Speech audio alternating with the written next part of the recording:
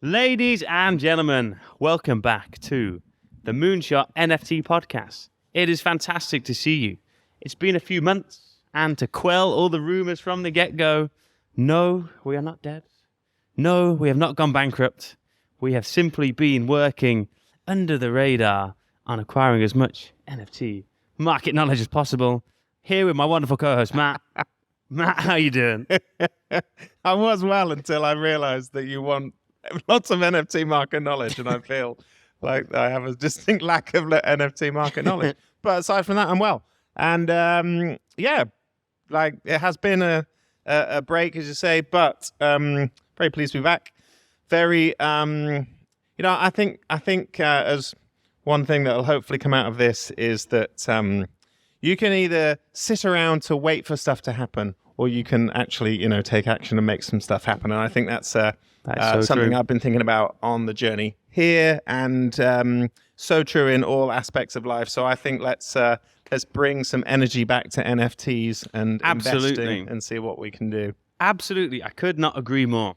And I'm going to go on a limb here. I'm going to go out with a rather bullish and optimistic statement, because as we were just reflecting, Matt, it's been well over a year since we began this podcast, since we launched our own investment NFT DAO, the Moonshot DAO, and pretty much since the day we started that journey, the market's been on a steady decline.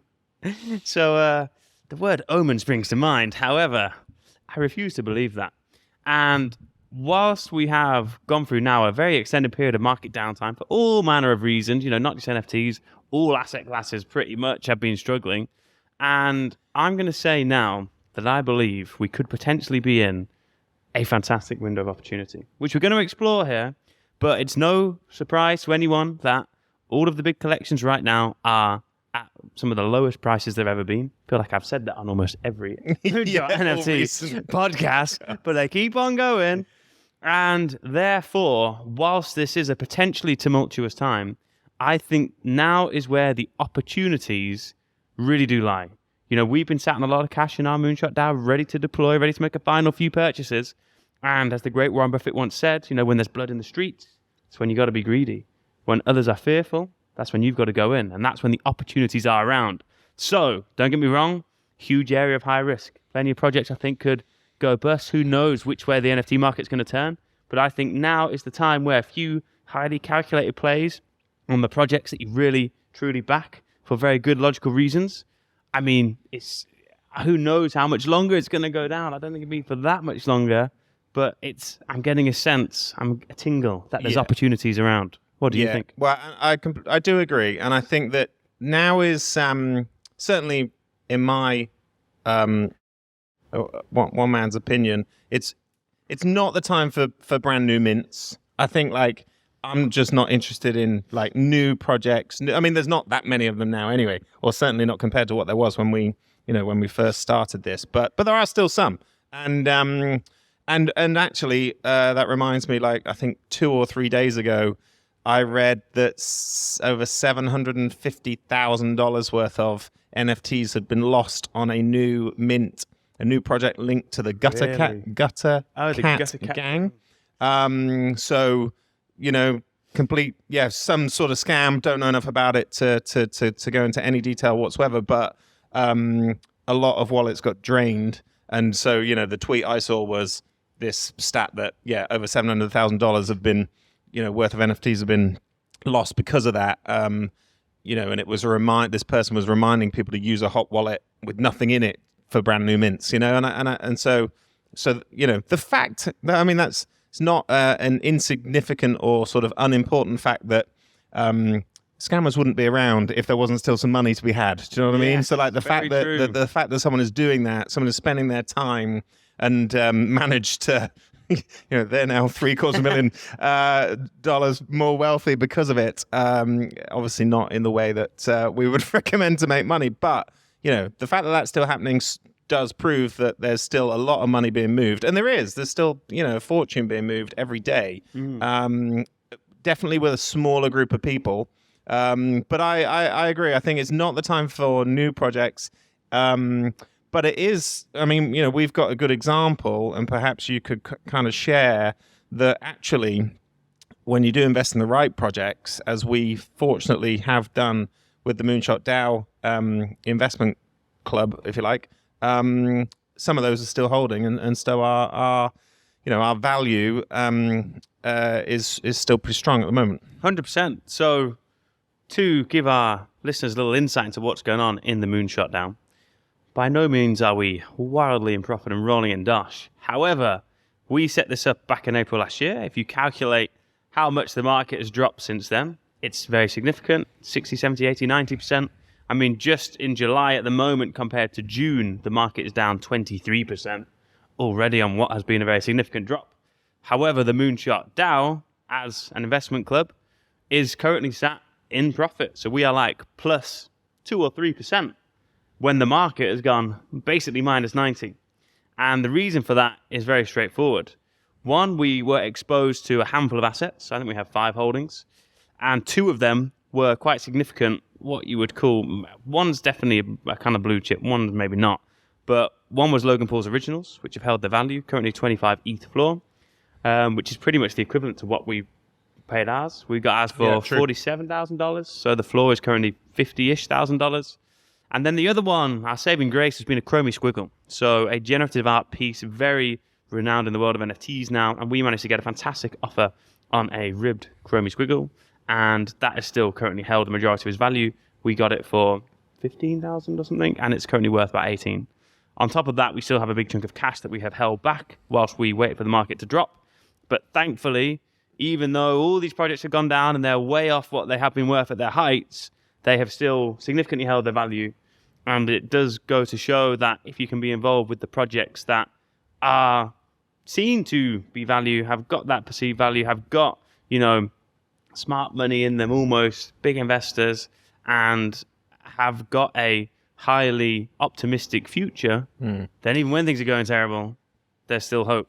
The Chromie Squiggle itself is, for me, it's one of the main, it's one of the more fascinating projects that is holding its price right now. And I think, I wonder how much that has to do with this, huge emergence of AI in general, and the fact that, because that is, it's a generative AI project, right? That's how it came about.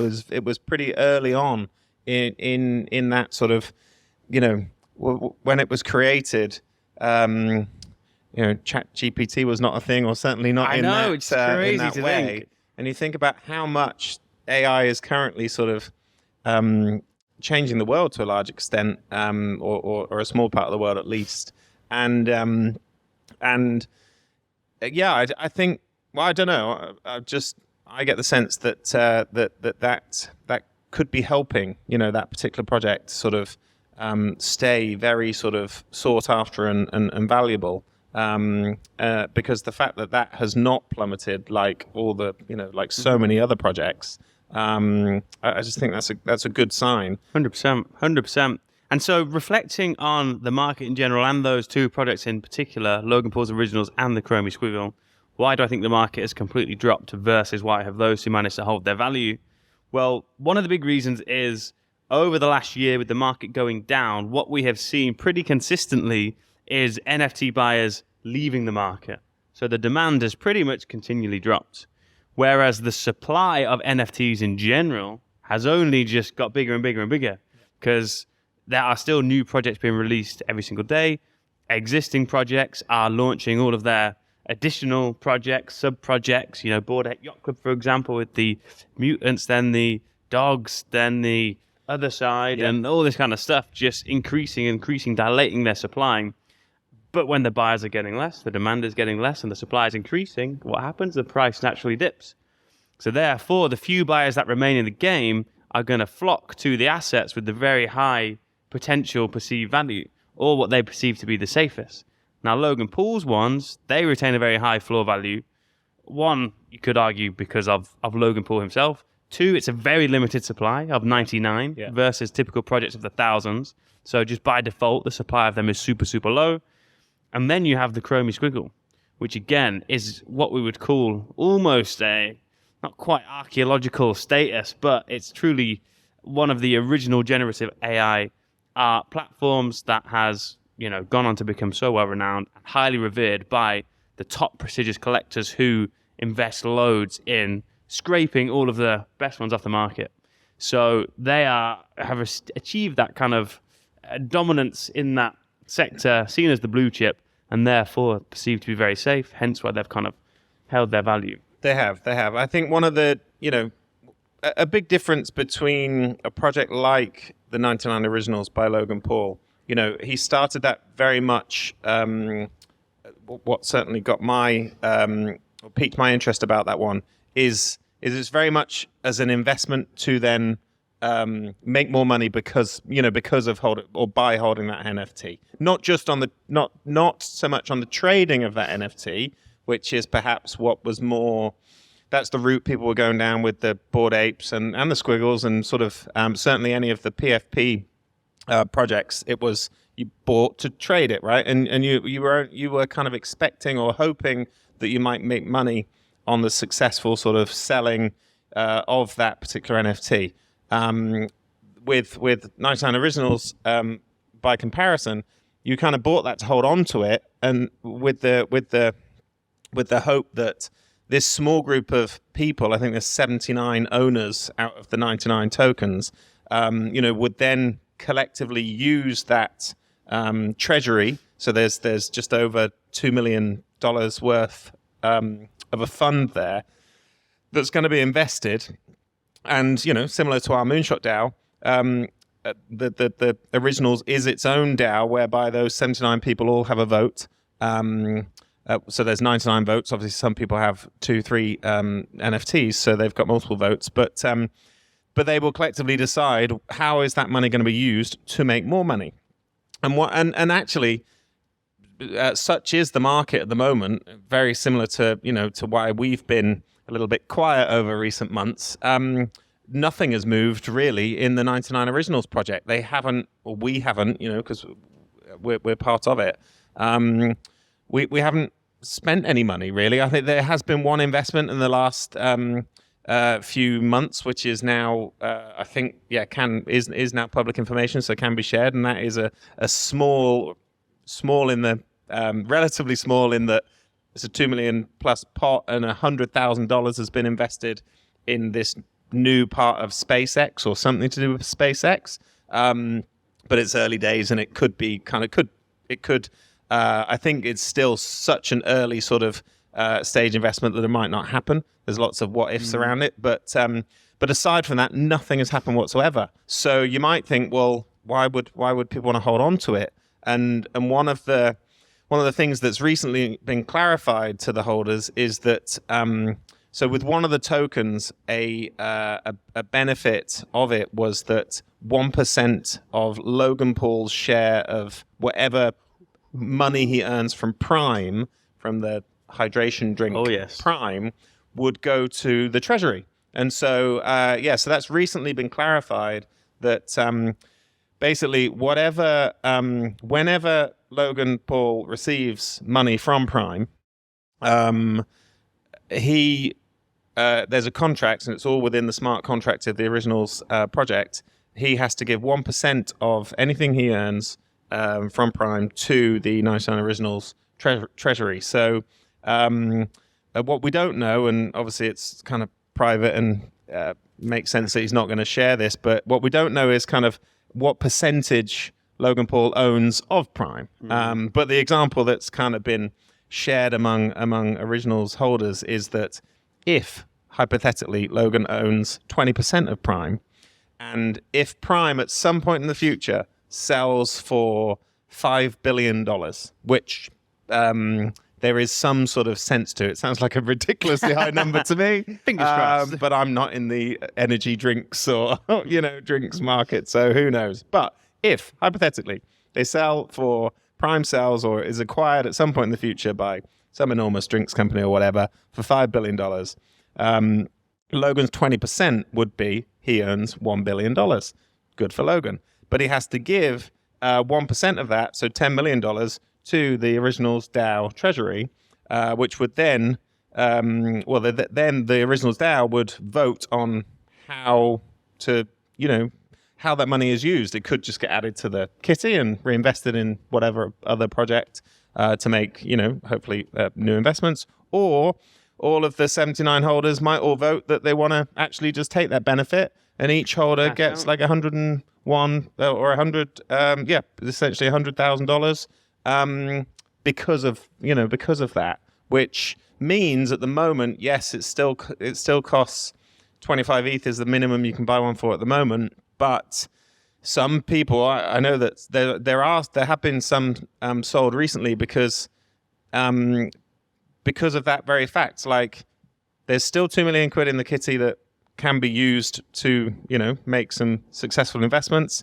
But people are believing, and who knows what's going to happen really, but that the worst case scenario is that 1% Prime royalty could just be 100 grand coming straight back because of that. So I think certainly from our Moonshot DAO perspective, that's a nice thing to know that, because it's a long term. I think, as I say, nothing's happened in a year pretty much. It is interesting. And I'm personally very glad that the Originals has got the 1% Prime royalties in, because I think that link to Prime is quite important. Because my sort of take on how Logan's been running the DAO and everything thus far is, and I can very much understand why, but since the launch of the DAO and since the market has begun to dip, he's obviously been very involved in the launch of Prime. He's been doing all this wrestling and all this kind of crazy stuff. But the money he raised through his DAO, when you compare that to the numbers they're doing with Prime at the moment, I don't know what the sales figures are for June, but I remember hearing a quote where they claim they did 45 million in January of this year alone, and so you'd assume that they're continuing to grow because it's bloody everywhere now. They've solved the stock crisis in the UK, so now my off license doesn't sell them for £10, only £5. But as a result, he's getting tied up, and all of his energy is going to this project because the scale of the money involved is so much bigger than that of the Originals, which is not generating any more revenue now because the project is done and everyone's auctioned off. Therefore, for him, this small project versus the big project that he's tackling with Pratt, I can see why all of his energy is being dilated there. Of course. Which I do understand, and hence why things have been very slow in the DAO and his presence in the DAO has been very minimal. However, comes back round thanks to that 1% royalties, because actually, if the DAO's got the 1% royalties and a lot of his energy is going into Prime to push it, obviously they're now sponsors of Arsenal, the UFC, recently Barcelona, all these major sports deals, then having that tie back to the DAO is a very wonderful thing. And actually, good work, Logan. Well, and it's such a good idea, because you think to yourself, well, why would he just give away like 1% of whatever he's going to earn from Prime? But actually, he's not giving it all away, is he? He's just sort of, because he owns some Originals himself, obviously he's in the DAO, like he's just sort of moving it into a different investment opportunity that he's got, where sure, we might all vote to take some money out, but at the same time we might not, because we might just want to like add that sort of extra money to whatever investments that we can find, and therefore whatever investments the DAO makes, he's then going to do kind of benefit from as well. So it's the more certainly the more I learn about him, and the more you kind of understand what just how much thought goes into his moves. Like he is he's making moves now. He's not he doesn't seem to do himself a lot of favors all the time, especially with this sort of the other NFT project, Crypto Zoo. Yes, that, goodness me. He's still getting bad press for, but hopefully he'll figure that out as well. Yeah, I think we're worth us touching on that as well. So anyone following the NFT space will have realized a few months ago when CoffeeZilla, a very big YouTuber, millions of subscribers, who's known for calling out scam artists, had a whole series on Crypto Zoo, a kind of failed NFT project by Logan Pauls, and this whole big drama went on. And of course, this is very much tarnishing Logan's name, reputation, especially around the NFT market. So being sat on the sidelines as an Originals holder was rather painful. However, thankfully, they seemed to reach a resolution, and all this stuff came out, which was, not positive by any means, but not completely damning and completely ruining of his reputation.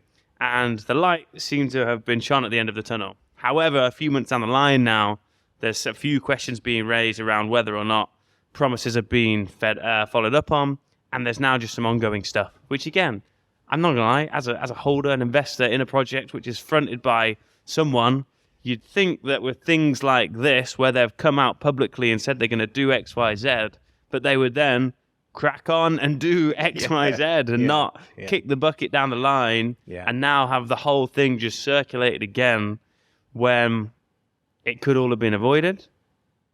Highlights the risk of investing in on projects that are centered around an individual, right? Yeah, definitely. It absolutely does. And I think, well, who knows what will happen with that. But I think I'm sure he will do the things that he said he would do, and that will get to a better place. I think, I think from my perspective, one of the things I've enjoyed about the fact that in the last year or so since we've, because I didn't even know who Logan Paul was, right? I'm sure I've said that before.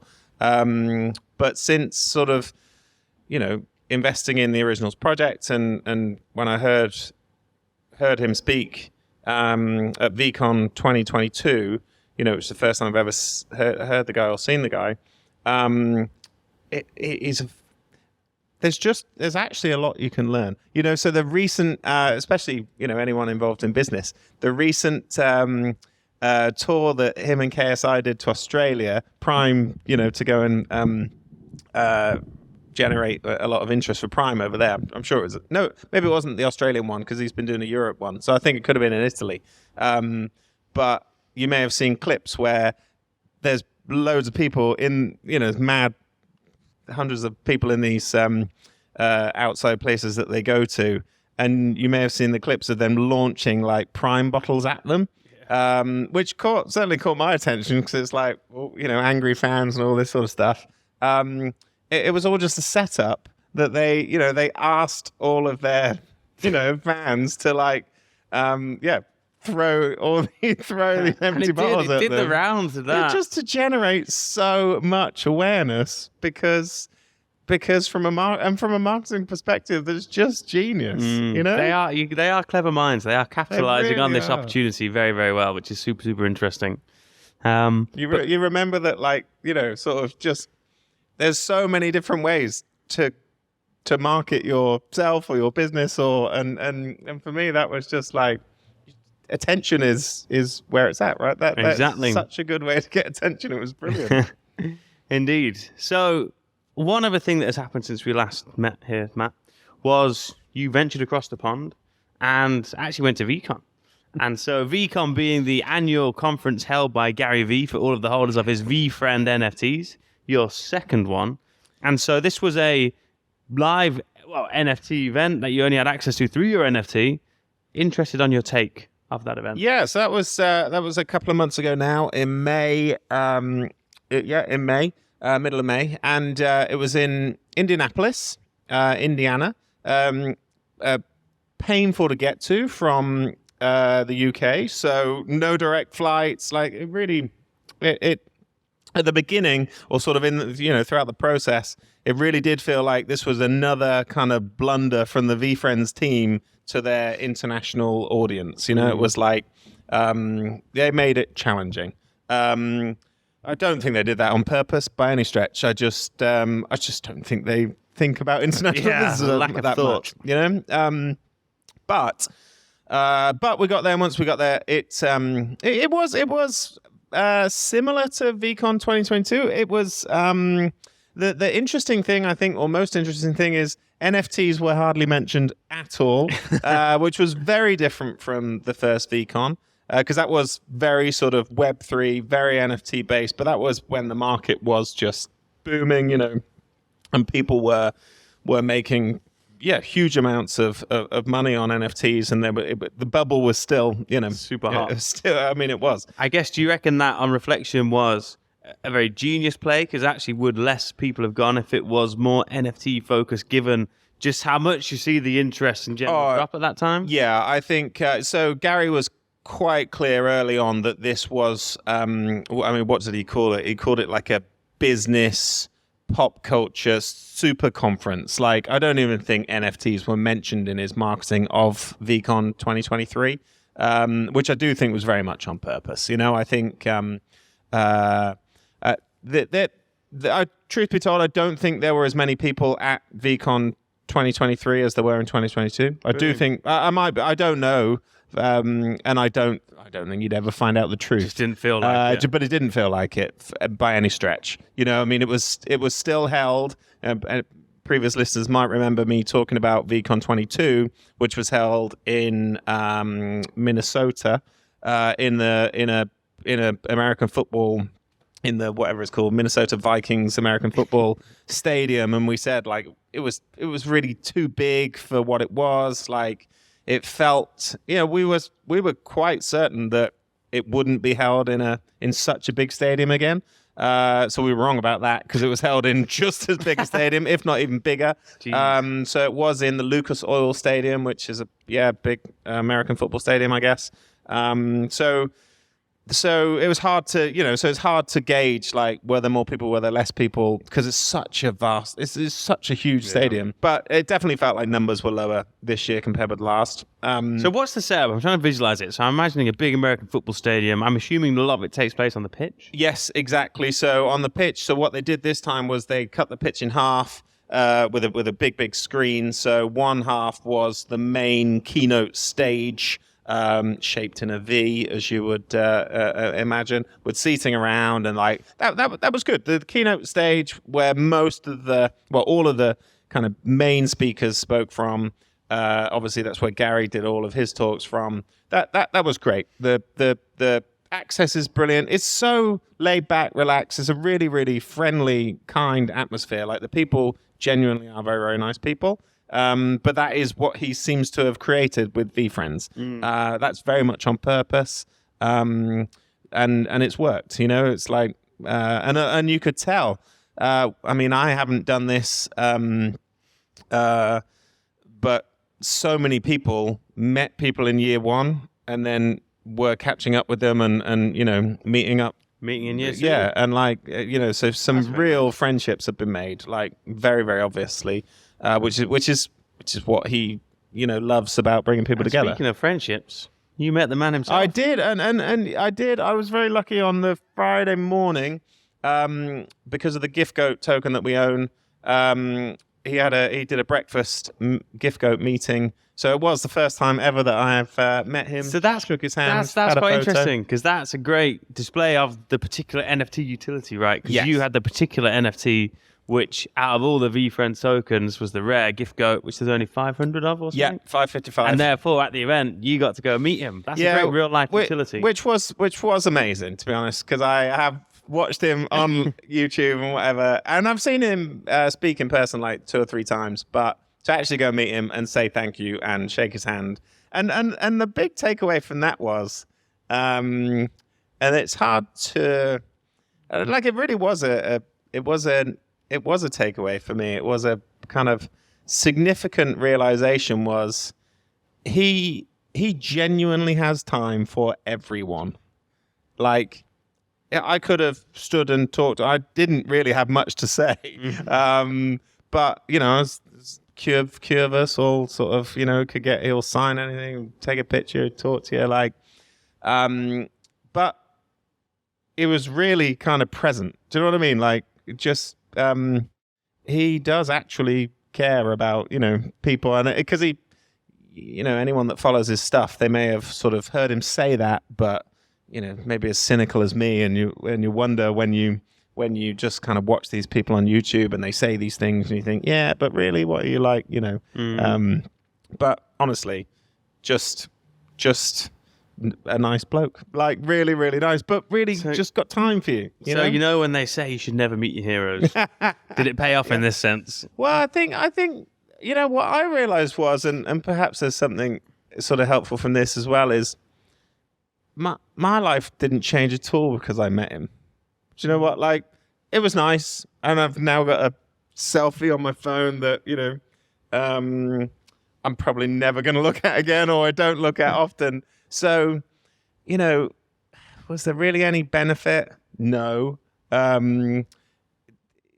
so, nice opportunity. Yes. Like, I could have asked more questions. Could have I think if I was to do it again, I'd want to be more prepared. Actually, that's probably the point. Make it useful. Make it really useful. Like, actually think, well, because I think what I've realized, certainly over the last year, as I've kind of stayed engaged with the VFriends community a bit, is the real value was in the access tokens. Because the gift goes fine, and the gifts have been all a little bit disappointing so far. And there's how many left? There's still 12. Is it 6 a year or 12 a year? I can't remember. There's like the final year's worth left, so 12, I think. I think there's another 12. No, sorry, another 6. I think there's one every couple of months. Nice. And so he could still, knock us, bowl us over with some outrageous Get the Tesla gifts. arriving at your door. You never know. He said it originally. So, but there were like FaceTime access tokens. There were Hangout Hawk access tokens. There were breakfast bats. There were dinner deers. There were a lot of tokens that you could buy, which got you in the room. And I didn't even think about it at the time. But actually, since sort of, following along, especially over the last year and so, and actually getting to know a few people that hold these tokens, because a lot of GiftGoat holders do have these other tokens as well. Do you remember Shiv, the guy that we met? Yes. Like, he's got all of them. Shout out Shiv. He goes to the breakfast things. He goes to the dinner things. I've seen videos of him bowling with him, like, because there was a bowling one as well. Like, so he's really got to know him. And as I say, like, I'm sure Gary's not like desperately looking for any new friends, but actually he is staying connected with these people, and he is, he's getting to know them. And so I think that's, there's something in that, but only if you've got a use for it. Do you know what I mean? Like, you as a business owner, for example, probably could benefit from that a lot, because you'll have questions that he would be, quite useful to, share a very insightful perspective, especially being in the advertising industry himself, much like I. Exactly. So, so I think it's a bit of a unique project from that perspective anyway. So perhaps it's not hugely relevant. And what no one knows is, and the interesting thing about VFriends in particular is so many things, the GiftGoat, the all VFriends NFTs with the VCon access, and I think all of these access tokens that I've just mentioned, it was all for 3 years. And so 3 years is coming up. Like VCon 2024, which I assume will be in May next year, is, potentially the last VCon that we've got access to because of the NFT tokens. So you look at the floor price at the moment, it's like 2 ETH for a VFriend, which is crazy. Because 13 ETH at the peak. Absolutely, yeah. Like, and I remember when ETH was like 4 or 5. So when we minted our first 2, we got them at like because they did that Dutch auction. So the floor of that was like 0.5. So we got one 0.5, we got one 0.6, and then certainly no more than a month later. I think not even that. Maybe 3 weeks later, we were like, oh, should have bought another one. So we did buy another one. It cost us 4.2 ETH at that point. Wow. And so the fact that now the floor price is like 2, first of all, that's just crazy. But also, partly because people are thinking, well, what happens 60% through of the, announced timeline of these NFTs, which is very interesting because VCon was a huge pull for it, knowing that you had access to this big super conference with a whole bunch of celebrities, and knowing now that 2 out of 3 are used up and there's one left, it posed some big question marks about the future of the project. And I think that lack of clarity, certainly for me, that hesitation around what could the future hold when you're in already turbulent markets is going to get you even more, right? So I don't know, has Gary made any announcements recently? So what he's said from the very start is this is his long-term play. This is his 55-year project. So, he is always focused on the very long term. But of course, what he hasn't done and how could you and why would you is sort of given any kind of certainty or clarity over what that looks like. Because the reality is, he can't guarantee anything. He could get knocked down by a bus next week, and then there is no, there's, I don't think all his NFT holders are going to be left something in his will, so who knows, but he has been very, very vocal, as he is about everything, but very vocal about the long-term nature of the project. So I wouldn't be surprised at all if it's something that, he's mindful of and starts to communicate about over the next year. Because he has always said that, in year 4, he might do another. VCon might continue, but he could allow access to all of the Series 2 holders as well, and there's 55,000 of them, and that's when he would need an American football stadium. But he was clear from. Whenever I've heard him talk about it, he said for the 3 years, it is the VFriends Series 1. They get access. This is VCon. No one else can get access. And so whatever comes next will happen year 4 onwards. So it'll be very interesting. And I think, how much he's also taken VFriends in so many different directions now. He's got the toys. He's got lots of joint ventures with different businesses and stuff. Mm-hmm. There's even these, so if you have a shop front now, if you have a retail store, you can partner up with them and you get this little VFriends vending machine for these little characters that put $1 in, and you get these mixture of little characters, and they're, it's just there's so much brand equity stuff going on now, which he's doing a good job on, and it's a proper business, but it's going to be very interesting to see how it plays out. Yeah, 100%. Well, I would like to segue on to a few bits of positive news. We talk about the market being down over time and prices being low, but it's not all doom and gloom. Like I said, we're very optimistic for the future. So I have a couple bits of positive news to share, and then I thought we could talk a little bit about Moonbirds, the oddities, and just explain the rationale for our potential next play there as part of the Moonshot DAO, to hopefully be a little bit insightful for our listeners. So, positive news number 1 is when we look at the crypto market overall, there's been some very positive announcements from the very highest up in BlackRock, the huge hedge fund that seemingly owns every major company in the world, as well as Fidelity, who are all now talking very positively about Bitcoin, about trying to get these Bitcoin ETFs approved so they'll be regulated and able to allocate huge parts of their trillions of dollars portfolios into it. And they've been on the news, on CNN and whatever, speaking very positively about Bitcoin, which as far as bullish market signals goes, is about as bullish as it gets, because always the play with crypto is, yes, the retail market can obviously drive things up, but the big play is when the regulation comes in and these hedge funds are now able to allocate, 1% of their pot to crypto, because that's when you see the influx of trillions of dollars into it. And given the nature of crypto and its finite supply, that's when you see the prices go up. Yeah. And of course, NFTs being very tied to the crypto market, some potentially very bullish news there. And I know we talked a lot about new projects coming out and not doing particularly well, but one of note recently that does show that there's still a decent amount of money sloshing around in the NFT pot was the Azuki Elementals. So Azuki, the kind of anime-style PFP project, has come on the scene and has very much established itself now as a kind of blue chip, launched a new phase of its collection, and I think in the day it launched, it did something like $38 million. Yeah, I mean, it was a big project originally on its own anyway, wasn't it? It was, I'm sure it had that kind of blue chip status anyway, but this is almost like their Series 2 token, correct? Yeah, 100%. And so, of course, like we said, these projects that have already attained that, level of perceived value, that have a promising future, that have the solidity and structure in them that you're confident they're going to be around for the future, are still attracting the serious buyers.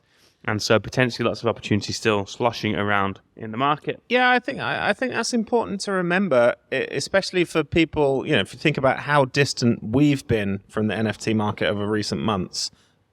People listening to this who perhaps don't even own an NFT yet, presumably have been even more distant than we've been, which means you've had absolutely no sort of, haven't even thought about the NFT market over the last few months. But so I think it's a helpful reminder that there is so much money still moving around in this ecosystem, it really is mind-boggling how much trading there is going on.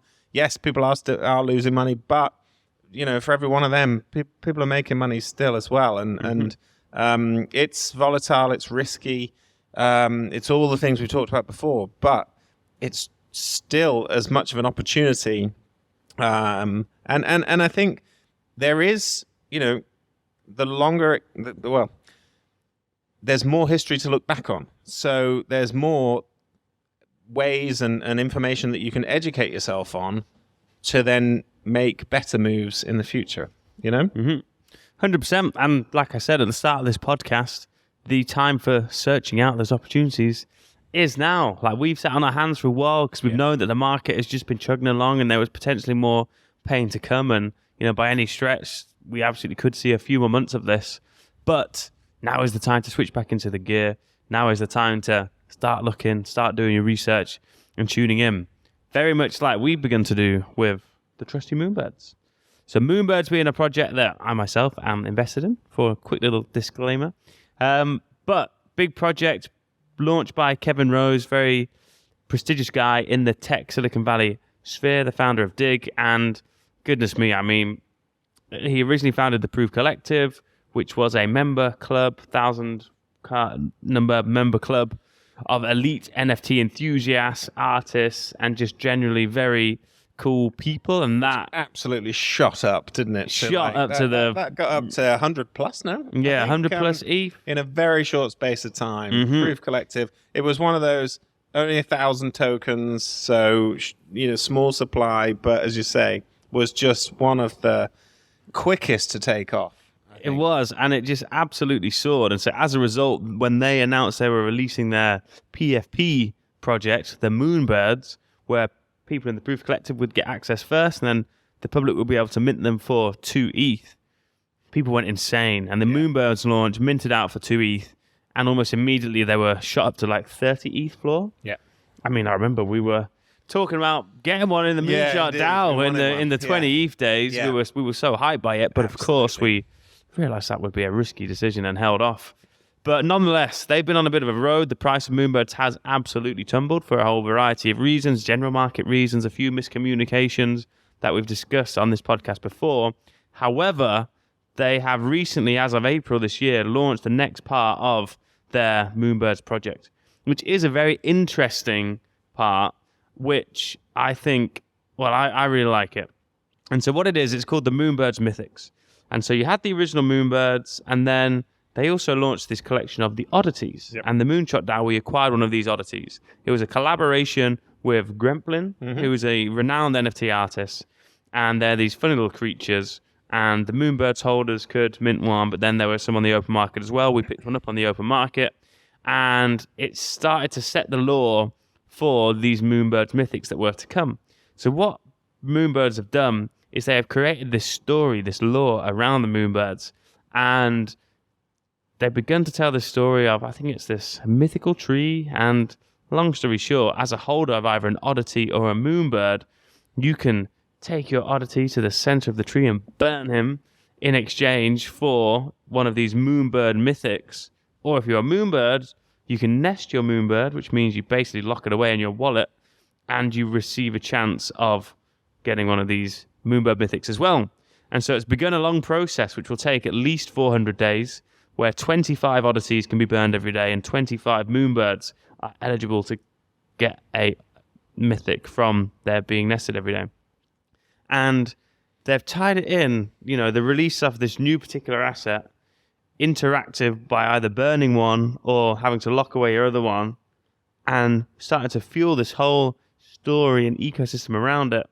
I think it's very, very interesting. Yeah. Because it ties into this layer of provenance where all of a sudden there's this added backstory, completely fictional, completely just pulled out of thin air, but it's kind of cool. And all of a sudden, things with a backstory can have a lot more perceived value. So what's your take on this, Matt? Yeah, no, well, I mean, I want us to put our oddity, the oddity that the Moonshot DAO, I think, so there's no guarantee that we could, that it could be chosen to be one of the ones that's kind of burned for a mythic, but I think we should definitely give it a go. and I'm looking forward to us doing that. Just because I think one thing I like about it, and perhaps seems sort of insignificant, but I like that there's just they're doing stuff, they're making moves, they're doing what I said right at the beginning. They're making stuff happen because that's what you have to do in business. They have a business. They have, if you think about how much they got outside investment from A16Z, didn't they? They're one of those huge venture firms, and so they're cash reserves are sitting on a huge pot of money, and they're. But what I like about this is they're doing stuff. They're using it, and they're taking their community, which essentially is what any NFT project is a community of people, and they're moving it forward. And so I like that about it. I think that there are these characters who have proven sort of track record or some sort of they've got this standing in the NFT market. Certainly Gremplin is one of them. I think Kevin Rose, he's quite polarizing from what I've read about him, but but I think that there's every chance that's going to take off. I think there's Moonbirds in particular is one of those projects, especially in recent months, that has taken some proper it's taken a bit of a kick in, and the holders have therefore been on the receiving end of a bit of a kicking, but they're still there. And I think anything that kind of goes through that, you tend to grow back stronger. And so I don't have the spare sort of 2 ETH that it would take at the moment to get one, but if I did, I think I'd get one. I genuinely think I would, and perhaps we should think about it in the Moonshot, because I expect them to to still do well. I think for me, one of the most disappointing things about the Proof and therefore Moonbirds kind of project this year was that they didn't do their conference back in May. A week before VCon, they were supposed to have their Proof of Conference, they called it, in LA, and I wanted to go. And I think they had some good speakers lined up. It was going to be like a sort of mini VCon, similar thing, I think. And I think that they by choosing not to do that, and they came out and sort of said it's just not the right time and blah blah blah. I think that was a big setback that they brought on themselves. It's the start of a series of unfortunate events. Yeah, and they had the money, big damage. Exactly, and they had the money just to do it. I think the demand wasn't there because the tickets weren't selling out, right? And but they went very high with the ticket price. Well, exactly, yeah.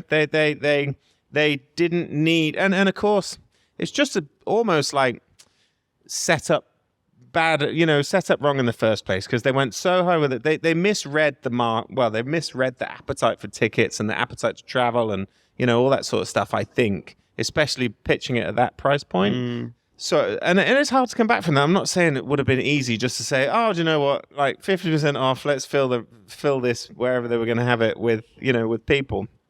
There are some things that you can't sort of backpedal from, but I still think that if they'd have been smart about that and got there, even if it was a small group, it's their group. It's the most important people in their project.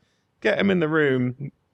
Make them feel special, make them feel part of the community, which they've done, because he a few months before, they did like a bit of a little world tour, didn't they? Traveled around, which I remember they got a little bit of backlash on, because they're like, some holders were like, are you spending project money to go and basically on a jolly around the world and meet a tiny percentage of holders? And I just think, with such a big chunk of capital behind them, just make it work. Have that conference. They'd probably be in a different place right now. Yeah. But they didn't. And so, this is what I'm talking about. There's been some turmoil. There's been there's definitely been some ups, but now there's been some huge downs as well. But people are still holding. People are still there. 100%. We saw this recent stat, didn't we, on online, where these projects, Punks, Apes, Moonbirds, Proof, all the kind of significant projects that we've talked about before, there's very, very little selling going on over the last sort of, 6 months. 80% of the tokens in those collections haven't been sold since January. Yeah, which of course makes sense when you look at the floor prices of them. Why would anyone want to sell them? But also that means people are holding tight. That means they're still owners. They're still part of the community. They're still watching, I'm quite sure, and that matters. And it's a necessary precursor for the price to begin to rise. Because when people no longer want to sell, obviously, therefore the price can begin to work its way back up. But it's interesting when we analyze what went wrong for Proof in that instance, and everything you've talked about there ties back into one single thing: communication. The communication is where they went wrong, both with the conference in terms of how they're doing it, and then eradicating their best opportunity to deeply communicate with all their fans. The other issues they've had with the licensing and the ensuing things have all come about as a result of communication. And in this game, when you are investing in a project, it's like investing in an early startup company. And your relationship with them, you want to understand what's going on and how that company's moving and progressing. And the only way to do that is to get the right level of communication. Because unlike a traditional startup, it's not like you invest and then have to wait until it IPOs before you can sell your shares or do some kind of private deal. With the NFTs, it's the open market where these things are trading all the time. And so the minute that the holders get a whiff of uncertainty or feel like things aren't being communicated properly or feel like they aren't getting that sense of progression, their level of faith in the project starts to dip. And you can see what's happened in all the projects when there have been communication errors and things have gone wrong. You see the effect on the price, which greatly outpaces that of the general market. And so I think it's a great lesson to learn and potentially a very good investment sign to look for. Well, what is the level of communication from the founders? What is the cadence in which they talk to people, not just on Twitter, but in the more formal environments? Are they getting on videos? Are they doing events? Are they staying true to their word? Are they speaking in congruence with what they've said before as part of this kind of shared mission?